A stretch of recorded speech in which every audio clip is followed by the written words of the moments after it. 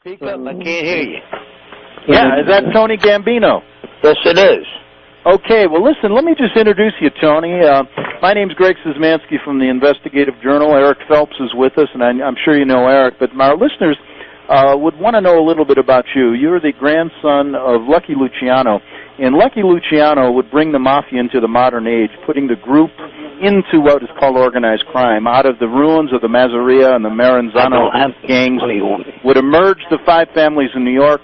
One of the most powerful would become known as the Gambino family. Tony, it's a pleasure to have you with us.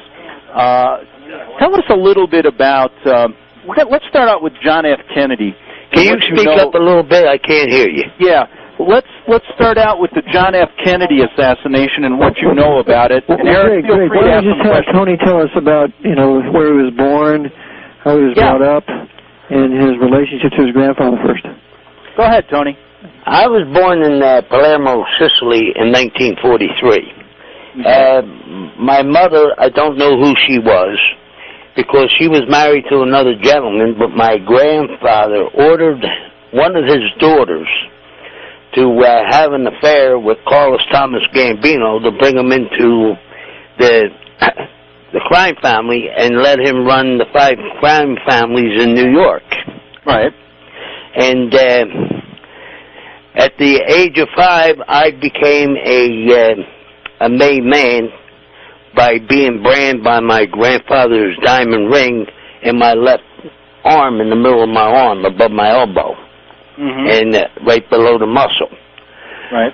And I strictly worked underneath him, and until I went to jail, and then he passed away. Now, when did you come to the States? What were the guns that you carried, Tony, and who did they belong to? Huh? What were the guns that you carried? When I was 13 years old, he gave me 2 Pre-38 German Lugers, and he told me I'd never leave the house without them, and they're my uniform. Huh. And what was one of them? And one would belong to the General Rommel of the German Army, the Desert Fox, which was a very collector's piece, and it was worth a lot of money. Wow. And it had Rommel's name engraved on it, and it was all done with, it was nickel-plated, and it had silver and gold on it. Now tell us, Tony, when did you come to the States? That's Bill. Huh? There. When did you come to the States? I didn't hear you. Are you on a speakerphone? No, I'm on a house phone, and I'm having a hard time trying to understand you. It's down real low or something. Can you hear me now? Yes. Okay, I'll talk loud until they turn it up in the studio, then let me know. When did you finally come to the States? When did I finally what?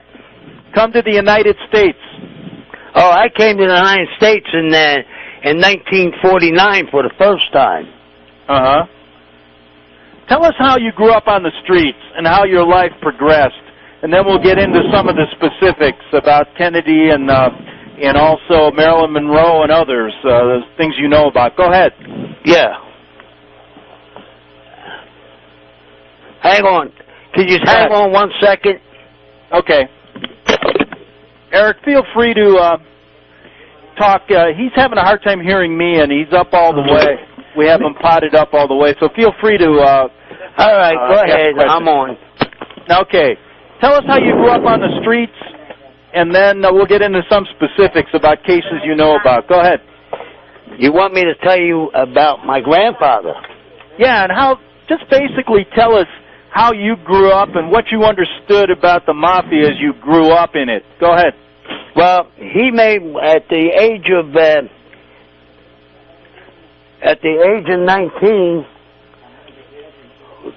get rid of who? Who will go ahead? I only got $10 on me. You're talking to Tony Gambino. Go ahead, Tony. At the age of at the age of 15 years old, I became a member of my grandfather's family, and he made me head of all the godfathers. Right. And I was a what they call a meeting organizer. Mm-hmm. And when a head of a family had a disagreement with the other family member of a different family, say like if Carlos Thomas Gambino had problems with Dominic DeLuca or Joey Genovese, I had to turn around and bring them to a meeting. Mm-hmm. And I had to get them to either agree, or if they didn't agree, then other steps had to be taken, and somebody had to go. Mm-hmm. You know what I mean? Yeah, yeah. Eric, do you have any questions? Go ahead. Yes. Tell us more about Lucky Luciano and his influence in Hollywood, Tony. Oh.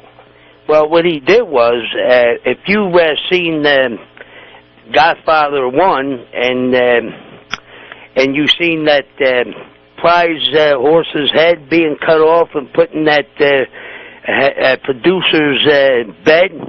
Right. Well, stuff like that went on with a lot of the movie stars that he had taken under his wing, and he gave half them people in Hollywood, and he had to give them an offer they couldn't refuse.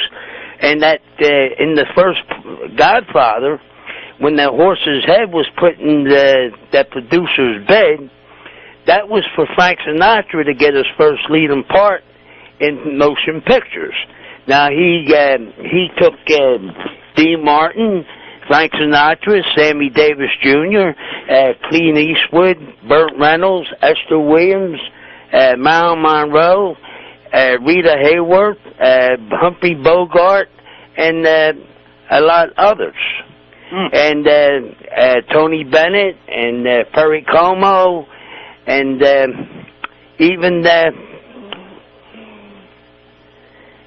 Johnny Weissmuller. Wow. Tarzan, huh? And he made them all movie stars, and he was getting a percentage off of them a month. So Lucky was getting a percentage off all these stars that he put into Hollywood. After he helped them to become stars, because Frank Sinatra was only a barroom singer. Mm-hmm. That's all he was. In Bohoken, New Jersey, he started off singing in bars. And then he took them out of the bars, he put them with the big bands. And then from the big bands, he went to my grandfather, and he said that he would like to become a movie star, and he would like to get him. He couldn't act for nothing. And they actually had to teach him how to act. After he got the leading part in that one motion picture that he had, and the horse's head got cut off for that. So that was basically a true story that actually happened about Sinatra, correct? That's correct. Mm-hmm. That's how Frank Sinatra got started. Mm-hmm. And he had to make other deals similar for Dean Martin, Jerry Lewis, Clint Eastwood, Burt Reynolds. You know, he gave them people we call an offer they couldn't refuse. Well, tell me, Tony, with Lucky Luciano with this kind of power in Hollywood, and why didn't the FBI come after him? So was Kennedy involved with the movie theaters in Hollywood. Yeah. Mr. Kennedy himself. Uh-huh. Go ahead. Did the Mafia have a relationship with J. Edgar Hoover? Yes, they did. J. Edgar Hoover, he was being paid off by the syndicate along with members of the FBI and the CIA. Just like whether people want to believe it or not, in 9/11, President Bush and the CIA and the FBI, they're the ones that knocked down the Empire State. The Twin Towers. Tell us what you know about that, Tony. Huh? Tell us what you know about the connections in 9/11. Go ahead. Well, all the gold that was left in the United States, my grandfather's construction company built the Twin Towers. Right. Okay? And then they went back and did some underground work under the Twin Towers where the gold in the United States and in other countries was put under the Twin Towers in a concrete abutment. Right. At one time, you used to be able to go underneath the subway and get out of the subway and come up underneath the Twin Towers. Mm-hmm. But that was eliminated. And all the gold that was left in this country was placed under the Twin Towers. And then the only way you can get that gold out from underneath there was to take the Twin Towers down. And if you look at the gold coin commercial, after President Bush got his hands on that gold, this is what Rosemary O'Donnell was trying to bring into the light, and they took her off the television. See? Because this is what she knew about the gold underneath the Twin Towers. And if you look at that television commercial, you'll see where it says gold coins made from the gold that was found underneath the Twin Towers. And that's the only reason why the Twin Towers were taken down, so he could get his hands on that gold. And as soon as he got his hands on that gold, he goes into Iraq. Ben Laden had nothing to do. In 1935, an Army Air Force, an Army airplane bomber hit the Empire State Building, which was a heavier and bigger plane. And it didn't knock the Empire State Building down. All high-rise buildings are made to be struck by airplanes. So you have inside information that these guys, Bush included, tell us more how they knew about 9/11 prior to it happening and also organized it. Yeah, let's put it to you this way. Yeah. If you were a terrorist pilot, okay, and you made it to Washington, D.C., and you were supposed to hit the White House, why would you fly a plane into the Pentagon if you were supposed to hit the White House? Right. Okay? Then up in Somerset, they said that plane turned around and it was supposed to, that's the one that was supposed to hit the White House? Right. If you look at the records of that plane was scattered in a 100-mile radius. If a plane is going to crash, it's going to stay at the crash site. It's not going to be blown up and spread out in a 100-mile radius. Mm-hmm. That plane was shot down by a fighter jet's missile. Mm-hmm. They shot that plane down. Right.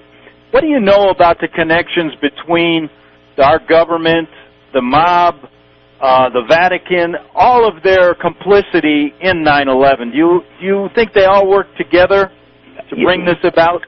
You better believe they do. And the Vatican is the headquarters. The Vatican is the headquarters for that.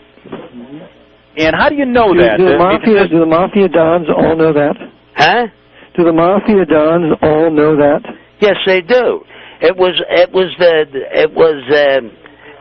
the Pope who got my grandfather to hang Mussolini upside down in the square and had people rock him. And if a person didn't throw the rock, my grandfather had his men there to order them to shoot anybody who he handed a rock to that didn't throw the rock. Now, I think anybody who doesn't think the Vatican is involved with the mob and also with our government intelligence agencies ought to listen again to what Tony said. Well, the Vatican wasn't corrupt. You think they would let these priests rape these boys and get away with it? Yeah. Mm-hmm. Tell me, does the Archbishop of Palermo control the mafia families there? Yes, they do. So therefore, the Vatican's in control of the heroin drug trade. That's correct. Mm-hmm. That's correct. Yeah. And you know what? Let's talk a little bit, Eric. You have done so much research on the Kennedy assassination. Why don't you ask Tony some questions that come to mind about his knowledge of how that really happened? Okay. Were you in Dallas that day, Tony, when that happened? I was in Dallas that day. Mm-hmm. And where do you feel the final fatal headshot came from? The headshot that killed Kennedy came from a hitman who was placed in the storm drain. I read that Johnny Roselli was that hitman. Does that ring a bell to you? That is correct. The same guy who did the shooting in the same... If you would look the films of that over, you'll see that all his bodyguards stayed away from that car because they knew it was going down. Once the first shot was fired, what are they supposed to do? They were supposed to make a body wall to protect the president. Not one person went near that coach. And the guy had the chance to kill him sewer. And if you would have watched that film, you'll see the guy come out of the storm drain, walk across a green field over there, and got in a car. The guy drove him away. Outside of Roselli, who else was involved in that hit team? And what were you doing in Dallas then? Huh? Who else was involved in that hit team, to the best of your knowledge? Who was involved? Yeah. Frank Sinatra was involved. You mean Frank Sturgis? Huh? Frank Sturgis, you mean? That's right. And Frank Sinatra was involved, too, because he's the one that caused that. Because he introduced Marilyn Monroe to the two Kennedy brothers, John and Robert. Mm-hmm. And Marilyn Monroe got pregnant by the Kennedys. And she was going to call Jacqueline Kennedy and Robert Kennedy's wife to let them know that she had an affair with their husbands, and neither one of them two got her pregnant. And the Kennedys are the ones who killed Marilyn Monroe. And Frank Sinatra introduced Marilyn Monroe to Jack Kennedy at the White House. Mm-hmm. And then he found, and then he turned around. Sorry. Are you there? Yeah, go ahead. Yeah. Okay. And then after that happened, my grandfather, you remember when Frank Sinatra's son got kidnapped? Mm-hmm. Right? Yes. Yeah. My grandfather had him kidnapped, and he gave the sands to Frank Sinatra in Vegas because at one time he was the biggest star in Vegas. But then after this happened, Wayne Newton came into the picture, and Wayne Newton became a bigger star in Vegas than Frank Sinatra. And he took the sands back off of Frank Sinatra and made Frank Sinatra pay all that ransom money for his son because of the death of Marilyn Monroe. Because he was still making a lot of money by Frank Sinatra being a movie star and singing and records. Do you know who they hired to kill Marilyn Monroe? Was that something you were privy to? They gave Marilyn Monroe them drugs. Mm-hmm. They did it themselves. Just like Edward Kennedy. Okay. Just like Edward Kennedy. He took that girl up on Cape Cod, right? And up in the Hyannis. And for some ungodly reason, he put a .22 round through that girl's head. And that's what killed that girl, was the bullet that he put in that girl's head. So Ed Kennedy shot her. I've heard that before from the coroner, yeah. That's interesting. Right. And that's where the blood came on her dress and stuff. It came from the head.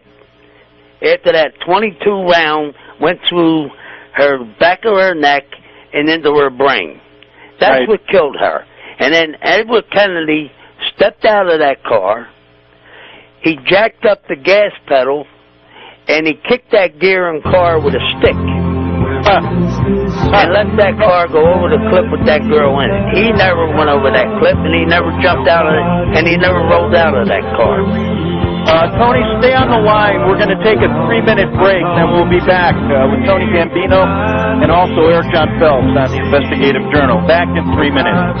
Okay, we're back on the Investigative Journal. My guests are Tony Gambino of the infamous Gambino crime family in New York, and also Eric John Phelps, author of Vatican Assassins. And we're discussing how the Vatican, how our government, the international intelligence agencies, and the mafia all work together in various activities in our country, how they've had a foothold in Hollywood, how actually Jack Kennedy was killed, and also how Marilyn Monroe met her demise. Tony, when you grow up in the crime family, do you feel you are basically protected by our CIA, protected by top Vatican officials, and also, in a sense, working for them? What goes through your mind when you're doing things on the street? Is that something that you understand as you grow up in the crime family? Yes, you explain all this, you know, and it all goes under your code, your honor, respect, and yes, and everything around it is we were well protected because of the Vatican, the FBI, the CIA, and the United States government. You know what I mean? The United States government was making money because my grandfather was making money. Al Capone was making $100 million a week. Chicago alone. Yeah. See? Unbelievable. And Carlos Thomas Gambino, right? He was making like $55 million a week. You know what I mean? And yeah. Joey Genovese was making $100 million a week. Mm-hmm. And when Vegas opened up, Joey Genovese down there, along with my grandfather, and then of course,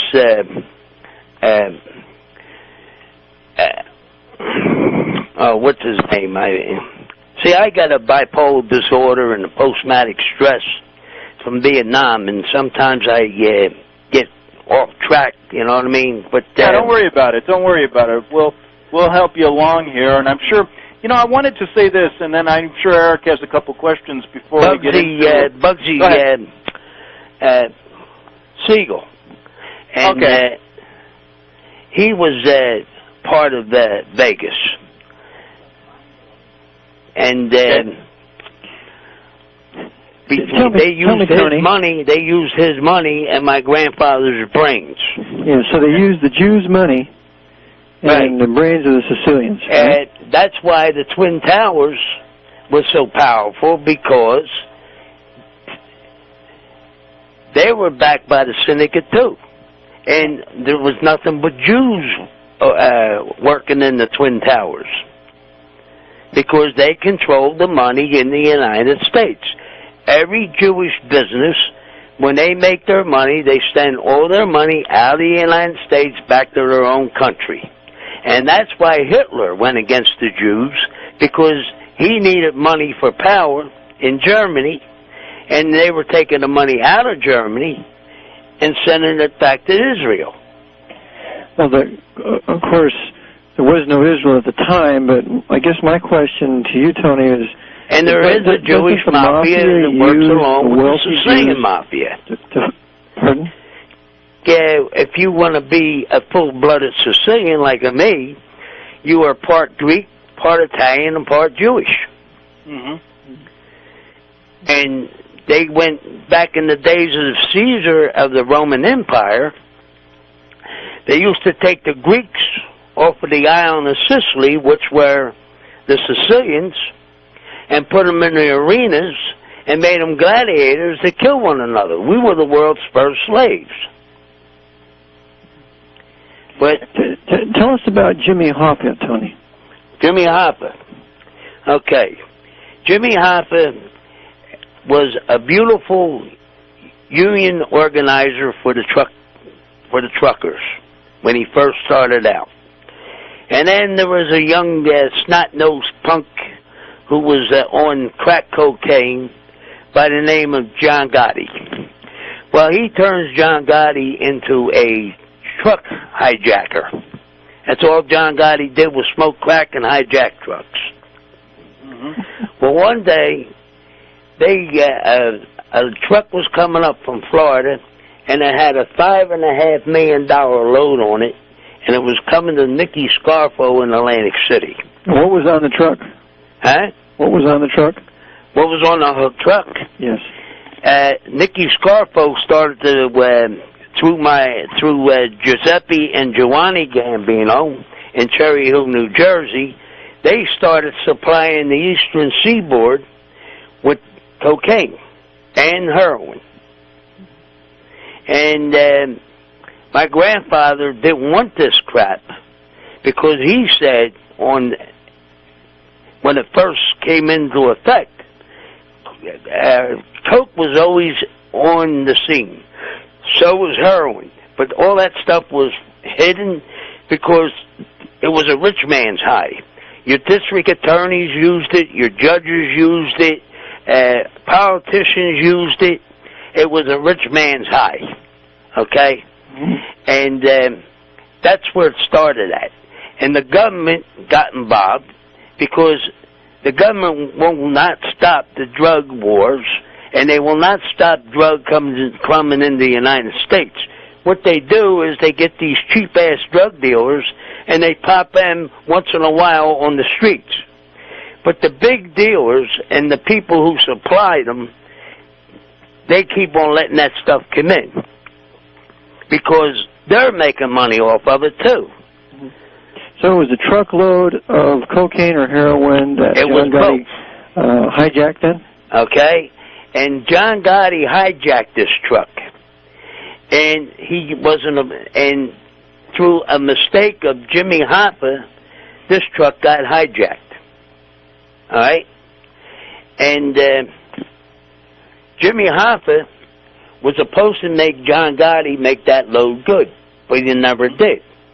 And he had X amount of days, X amount of time to do this, right? Even if he had to go and order some stuff and bring another truckload up to replace what was stolen, okay? So what happened was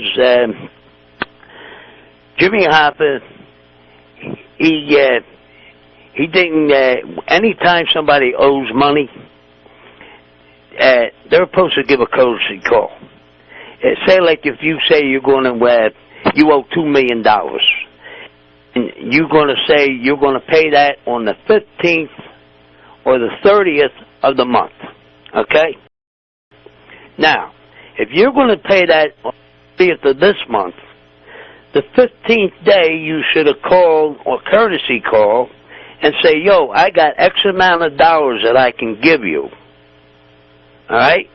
Mm-hmm. But I will not be able to give you the rest on the 30th. I need more time. That would be accepted.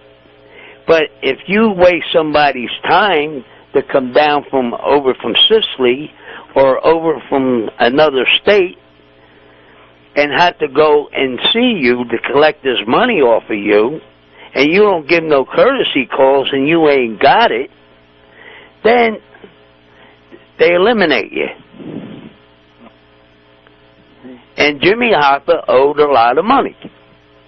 And he kept on picking around. He gave a date. He went over that date, and he never came up with it.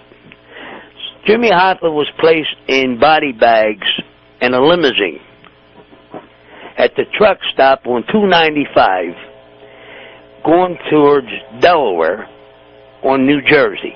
It was the last truck stop in New Jersey before you go over the Delaware Memorial Bridge. Uh-huh. On 295. Uh-huh. There's a campground and everything down there. And where did his body end up? His body wound up alive in the highest abutment, the concrete abutment of the George Washington Bridge. And a guy who was pouring concrete up there had to jig it because it was a 3 slump. It was real nice and stiff. and this limousine went up over the bridge. The guy popped the lid to the trunk in the inside the glove box. They got the live bag of garbage. They stuck them in the abutment, and then he jigged concrete, 3-slump concrete, down on top of the garbage. All right? And the guy who was pouring the concrete, he got an envelope of $150,000. So he's never said a word about it, huh? No. No. See, they said the stadium was being built at the time, and they said either the stadium or the George Washington Bridge, but they didn't know.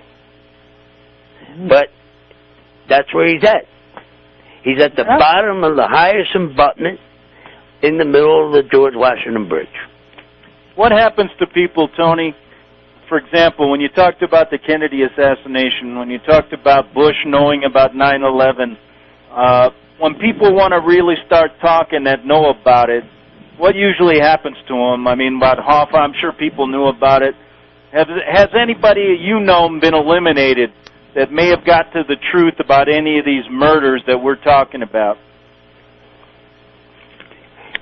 There was a few people that brought this out in the open, and they were paid to shut up, and some were assassinated by the Kennedys themselves. Mm-hmm. Just like when John Kennedy Smith, he raped that girl in West Palm Beach, Florida, and he got away with it at their estate. Every bottle, see, the Kennedy's father, my grandfather, always had a vendetta against the Kennedys because they was in the same business, bootlegging. Mm-hmm. The Kennedy family, for every bottle of scotch that comes in from Scotland into this country still today, the Kennedys get $1 off of each bottle. They have income. See? And that's how the Kennedy made their money, bootlegging. Right. Now, you spent some time away, and now you're back again. Is there any particular reason you're talking now? Are you worried about it, about coming forward with a lot of this stuff? No, I ain't worrying about it because the United States government ought to be put down. You know what I mean? Because they're more crooked than the mafia. It's all nothing but one hand washing the other, and it's starting with the Pentagon, and it's working along with the, the United States gave Bin Laden money, right? Right. Okay? Am I right or wrong? Right. All right. The United States gave Germany money. Right. To Hitler. Mm-hmm. The United States knew that the Japanese were going to bomb Pearl Harbor. Right. The Japanese ambassador was sitting right in the White House when it happened. Everybody saying, "Oh, we ordered new planes." The planes that were coming in to bomb Pearl Harbor, they said, "Oh, there are new American planes coming in." The United States allowed the Japanese to bomb Pearl Harbor. That's right. So they can get in the war. And then Roosevelt in 1933, he bankrupts the United States because he gets involved with Germany. Germany didn't do anything to us. The United States government puts their noses in wars and in countries that they ain't got no business doing. I went to Vietnam. I put 4 years in Vietnam. I wasn't allowed to shoot in the rubber trees where these gooks were shooting at me. Richie Capizzi got loose with an M60 machine gun because he couldn't take it no more. And the tracers put some trees on fire, and he knocked some trees down. The United States government gave this man a life sentence because he couldn't pay for the rubber trees that he downed, and all the rubber that them trees would make for 20 years. Are you there? Yeah. Are you there, Tony? Tony there. Tony, are you there? I think he got cut off. But anyway, Eric, are you there? Yes, I'm here. Okay, well, let's continue on till we get Tony back on. I think somehow he must have hit the phone. Tony, are you there? Well, anyway, we'll get to, if we don't, hopefully we'll get him back on. Eric, an incredible story, though, isn't it? That a guy like Tony Gambino, one of the inside, he's a made man, one of the top guys in the mafia. Tony, are you there? Yes, I am. Okay, you're back.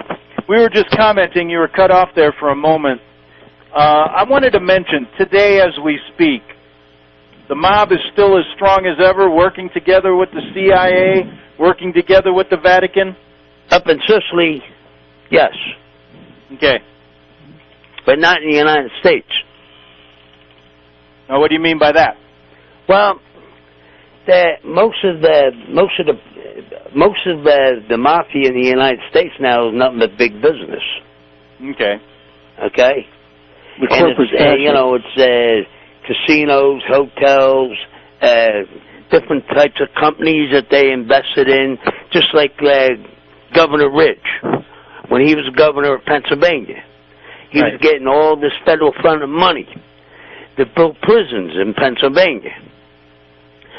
But I like to know one thing: how did Governor Ridge turn around and put the Department of Corrections of Pennsylvania on the Wall Street on the stock market using federal funded money? Right. So basically, the mafia's turned into big business now. That's correct, in the United States. And the old system that you worked with is basically not functioning the same way on the streets, correct? No, because you take like these two punks that we had in Philadelphia, John Stafford and Joey Skinny Marino. Joey Skinny Marino started having shootouts in the afternoon in South Philadelphia. John Stafford, he tried to kill Joey Skinny Marino on the Benjamin Franklin Bridge. He had some guys go over there, Johnny Rosario, and he tried to have Johnny Rosario shoot at Joey Skinny Marino. As he was going over to Jersey, they were coming over to Philadelphia, and they're shooting on top of cars and everything at 12 o'clock in the afternoon trying to kill this guy on the Warbleman Bridge. Well, that's the same bullshit that Gotti was starting on the streets. Kill the son of a bitch, kill the son of a bitch. He was trying to bring back the old days, but it didn't work.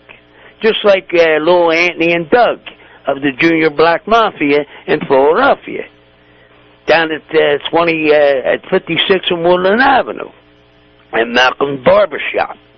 They were in there one day, and I happened to stop by, and they say, "Hey, Tony, John Gotti's on the phone." I said, "I don't talk to that maggot. I don't have nothing to do with John Gotti. He shot a 90-year-old man and made himself a made man by killing Paul Castellano." Right. You know what I mean? Right. Carlos Thomas Gambino, he had 250 bookies on the street. For each one of them bookies, my grandfather used to get $150,000 from the top every month from all his bookies. Then they start getting $100,000. Then he start getting $75,000. Then he start getting $50,000. They said, "What's the problem? Well, how come the money's getting lower and lower and lower?" He's saying, my bookies are running out of customers. It's in the bathroom, mommy. Excuse me. So anyway, we turn around, and what I was talking about was he started having he started skimming from the top. And then I had to go to him from Sicily, not as a father and son relationship, because we never had a father and son relationship. I never knew who my mother was that he had a relationship with. Before me, my grandfather ordered a boy. My mother had 2 girls. He forced her into having 2 abortions before he had me, because he wanted a boy to put the bond to having Carlos Thomas Gambino come into the crime family. That's the purpose why I was born, by ordering my mother, who was married to another gentleman, to have a relationship with Carlos Thomas Gambino, to have a boy that my grandfather wanted to raise underneath him. Okay. You know, and I wanted to ask today, I don't know who my mother is, and I'm 64 years old. Wow. And nobody never told me who my mother was. Just like my wife. I was married to Mary Rosati. All right? Now, Dominic Rosati, my grandfather went to him and said, I want your daughter to marry my grandson. Well, he didn't like that, because he was a syndicate man, and he wasn't. He was an Italian, but he wasn't involved with the syndicate. So my grandfather gave him an offer he couldn't refuse, and had that girl marry me through force. Okay?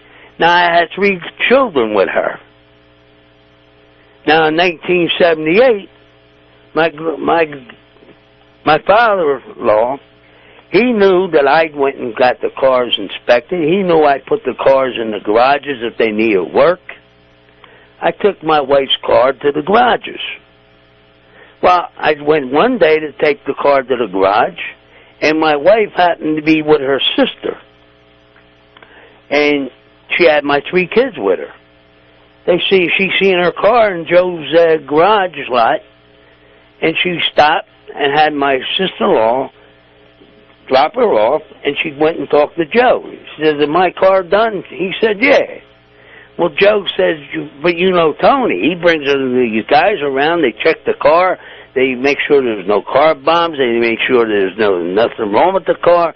I had guys go around the car with mirrors and open up the hood, open up the seats, look under the seats, look under the motor, anywhere possible that a bomb could be planted. Because I knew this guy didn't like me. And she put my 3 kids in the car. She went and sat in the car. She waved her sister off. She said, I'm going to take the car home. And she told Joe to give me a call. Right? As Joe was calling me on the phone, I answered it, and the car blew up with my 3 kids and her in it. Oh, my God. And that was the first time I was married, and that were the only 3 kids I had with being married. And then I had 2 other girls in other different relationships, but I never got married. Eric, we have about a minute or two, a couple of minutes. Do you have any final questions for Tony? No, I just want him to confirm to the listeners that the mafia is essentially Roman Catholic and Sicilian at the top, right, Tony? That's correct. And that they are subordinate to the papacy. That's right. And therefore, ultimately, the source of all this drugs and crime and drug running of the mafia, the ultimate beneficiary is the Pope. Would you not say that? That's correct. The Pope is more powerful than the President. Yeah, and what did you know about Cardinal Spellman? Anything? We got about a minute. Remember when he was around? Well, you might as well say he was the godfather for the Catholic Church. Well, they called him the American Pope. Huh? They called him the American Pope. Yeah. He was the godfather for the church. Yeah. With heavy connections to organized crime, correct? Yeah, and backed by the CIA and the FBI. And the Justice Department, right?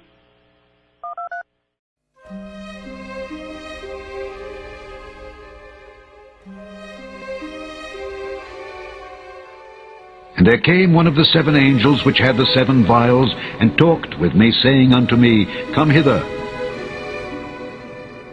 I will show unto thee the judgment of the great whore that sitteth upon many waters, with whom the kings of the earth have committed fornication,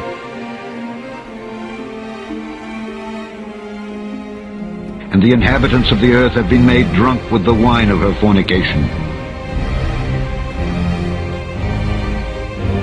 So he carried me away in the spirit into the wilderness, and I saw a woman sit upon a scarlet-colored beast, full of names of blasphemy, having 7 heads and 10 horns.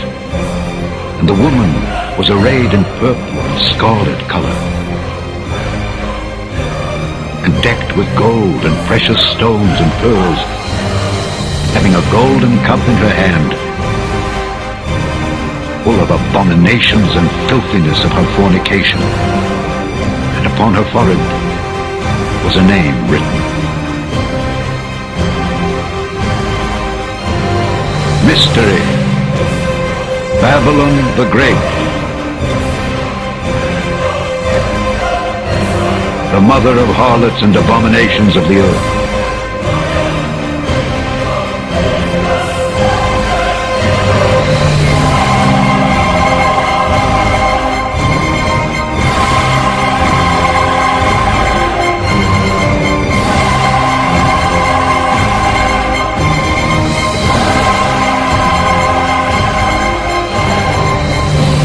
I saw the woman drunken with the blood of the saints and with the blood of the martyrs of Jesus. And when I saw her, I wondered with great admiration.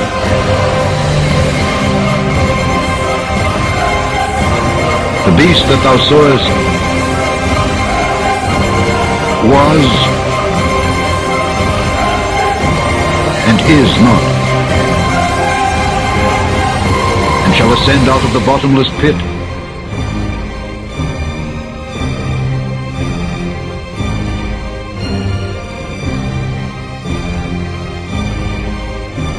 And go into perdition.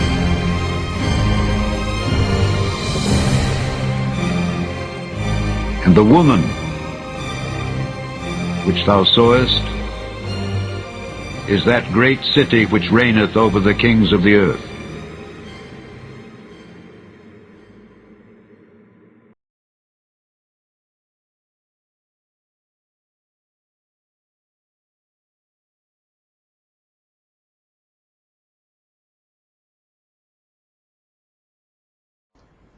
Because Jesuit actions are centered on blind obedience to their superiors, they are told that they will never be held accountable for anything they do, not even by God.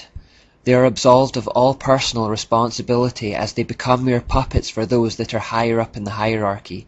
A professor told a student who was studying under him to become a Catholic priest, "You will never have to give an account to God for actions you do by the order of your legitimate superiors. If they were to deceive you, being themselves deceived, they alone would be responsible for the error you have committed. Your sin would be imputed to you as long as you follow the golden rule that is a base for all Christian philosophy and perfection, humility and obedience." See how deceitful this is. The superiors are basically saying, you'll never have to give an account of your actions to God, don't worry about it. This allows them to perpetrate any act in the belief that they are beyond judgment. If their superior tells them to carry out a murder, they think that if they obey, then God will not hold them accountable and will instead blame the superior. This is one method the hierarchy uses to overcome or bypass the conscience of an individual. When you combine this with the spiritual exercises that have taught them to suppress human emotion and imbued them with demons, you can see how they would become capable of some extreme acts of violence, and anything else for that matter. A second vital principle for Jesuits can be summed up in the phrase, "the end justifies the means." Remember this one, it's very important. Before this maxim, the ideas of absolute right and wrong completely vanish. Conceivably, there is no crime or atrocity that is not allowed as long as it is for the greater glory of God. In fact, the sins that achieve the right result become holy in the eyes of the Jesuit, no matter how disgusting. You can lie, cheat, steal, rape or murder, but if the ends are the right ones in their eyes, then the means are justified. This exact concept also exists in Islam, where lying, deception, murder and other atrocities become acceptable if it furthers the cause of Allah on the earth. A third twisted principle of the Jesuits is probabilism. If a Jesuit has in mind to do something but knows it is very probably illegal, if he can find the merest hint that it may not be, he is allowed to continue with his action. For example, if he consults 100 teachers or doctors about his intended action and 99 say that it would be unlawful, but then one tells him that it may not be, he can act on that 1% probability that it is in fact lawful. In fact, if the Jesuit can imagine any reason in his own mind why his action may not be unlawful, however unlikely, this frees him to do it. It's a form of self-deception, lying to yourself to try to keep the conscience clear. Fourthly, there is the idea of directing the intention. This is the idea that if the person meditates on something holy while they perpetrate something evil, the soul contracts no guilt or stain. Therefore the Jesuit can kill someone or lie or cheat or steal, but as long as he is focusing on something holy at the time in his mind, their soul remains white as snow. Again, such is the depth of deceit within the Jesuit system that they deceive even themselves. Fifthly and finally, there is the doctrine of equivocation or mental reservation. This policy allows the Jesuits to follow a secret policy while stating something completely different to the outside world. This is directly from the mysteries where secret doctrines and purposes were hidden under double meanings and secret symbols that seem quite innocent to the uninitiated. A Jesuit quoted, "It is permitted to use ambiguous terms, leading people to understand them in a different sense from that in which we understand them. A man may swear that he never did something, though he actually did, meaning within himself that he did not do so on such a day, or before he was born, or under any circumstances, while the words he employs may have no such sense as would discover his meaning." He goes on to say, "It is the intention that determines the quality of the action, and one may avoid falsehood if, after saying or denying something aloud, then add something under his breath that, if true, would make his statement the truth." So take this example. A Jesuit murders a man on a Thursday, and the police take him in for questioning and ask him if he murdered the man in question. The Jesuit replies, "I did not murder him," which is obviously a lie because he did, but then under his breath or mentally he adds the words, "on Friday." These inaudible words that he whispered to himself after the initial lie have now made the statement true. By doing this, Jesuits can permit perjury and in their own eyes remain blameless.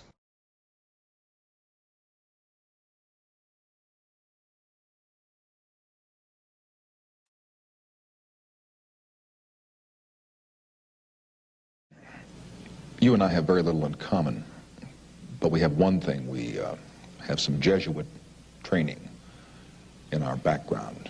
Oh, I don't know. But I would say that the Jesuit training, I believe, gives you a sort of clarity of mind, a reasoning power, which you don't realize it while you're being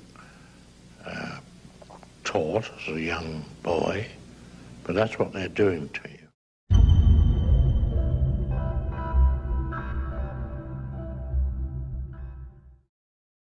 In 1973, Jesuit tactics were used in a film that was nothing more than the promotion of the Jesuit order, The Exorcist.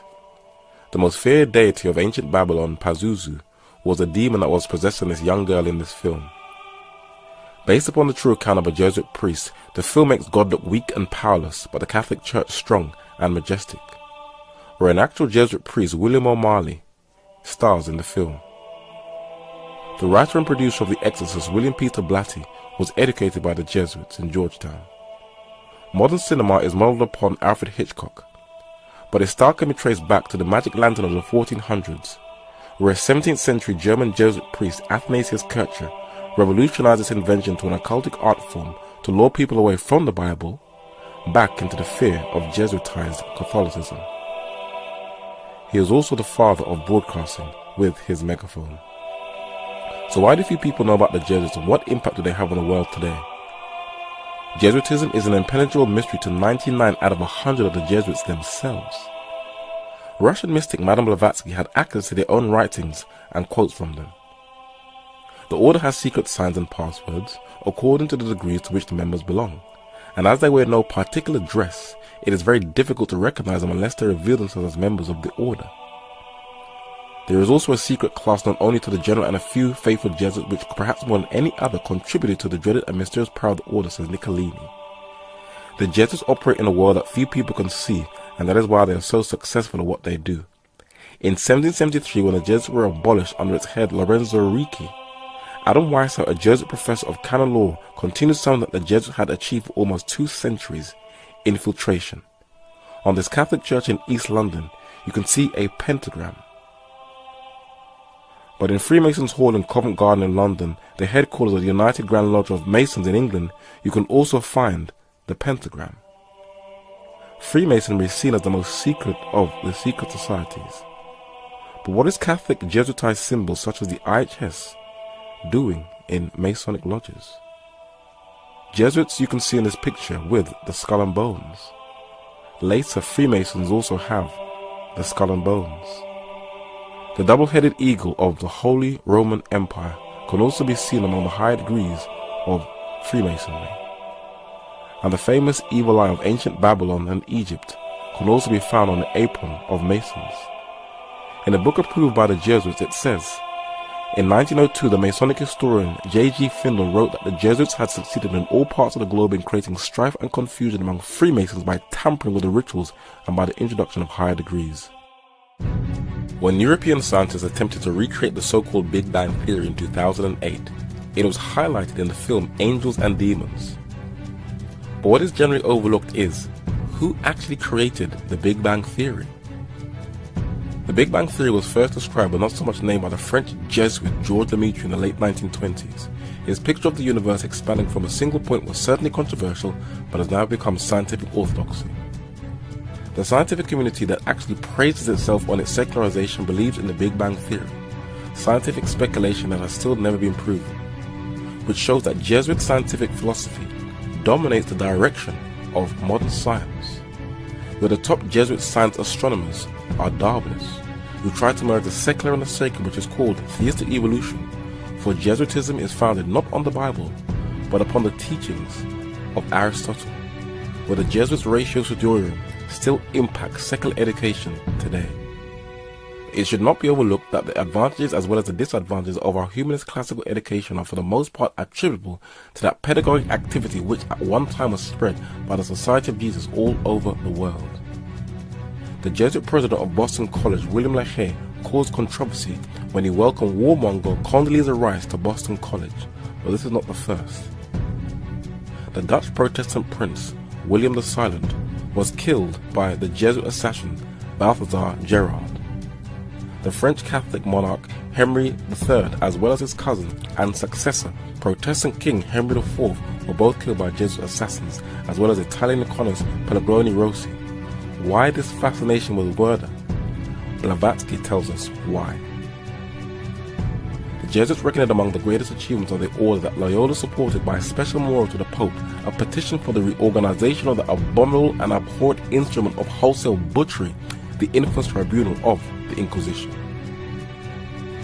The Jesuits took over the Inquisition from the Dominicans, and while many people think it is long gone, the London Guardian of 2006 tells us that the Inquisition formally ended only 40 years ago.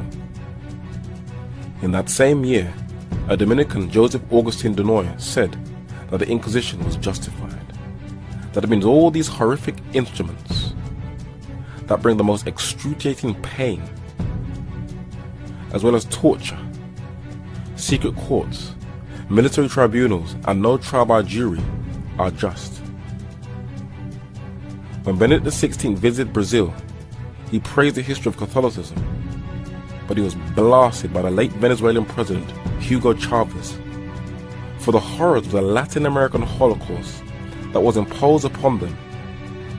But the Catholic Church, to justify its horrors, made the film Apocalypto, which shows the natives of Latin America as complete savages who were saved by the Catholic Church.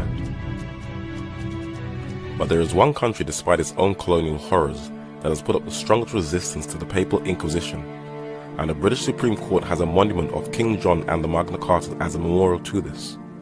What is the Magna Carta? The best authority on this is the Protestant historian J.A. Wiley.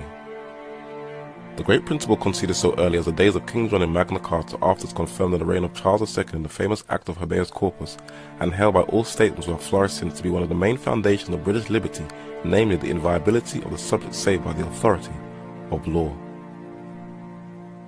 There are other monuments in places like Runnymede, in the south of England near the River Thames, where the Magna Carta was actually signed as a memorial to this resistance.